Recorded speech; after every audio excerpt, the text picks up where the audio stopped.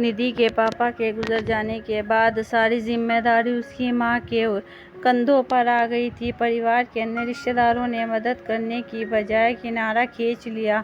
हालांकि निधि की शादी की चिंता रमा को नहीं थी, लेकिन उसके चचेरे भाई के दामाद समीर को बहुत हो रही थी। एक दिन समीर ने रमा को फोन करके बताया कि उन्होंने निधि के लिए एक लड़का देख लिया है।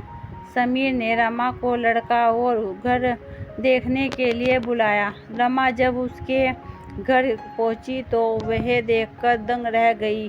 घर तक जाने का रास्ता खेतों के बीच में एक पतली मैंड से था, जिस पर कई बार गिरते गिरते बची।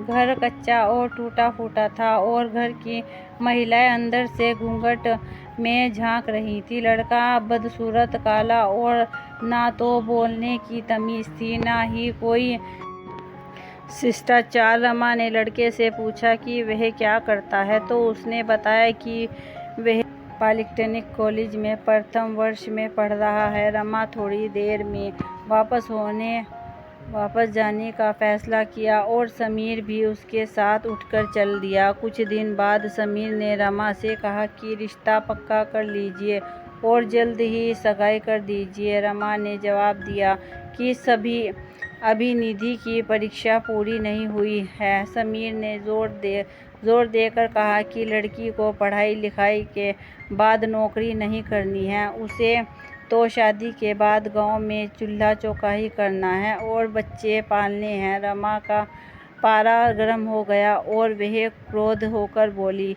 एक तो लड़के की शक्ल सूरत और तहजीब नहीं है, ऊपर से अपने मुझसे झूठ बोला कि वह इंजीनियरिंग कॉलेज में है।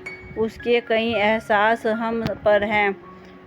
हम पर हैं, पर इसका मतलब यह नहीं है कि मैं अपनी बेटी को भाड़ में झोंक दूं।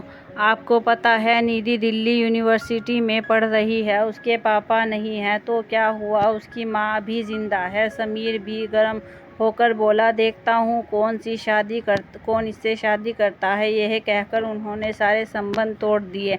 बाद में निधि एक अधिकारी बनी और उसकी शादी भी एक बड़े अधिकारियों के साथ हुई। बस इस तरह रमा ने अपनी बेटी की जिंदगी संवारने के लिए संघर्ष किया और सफल हो गई।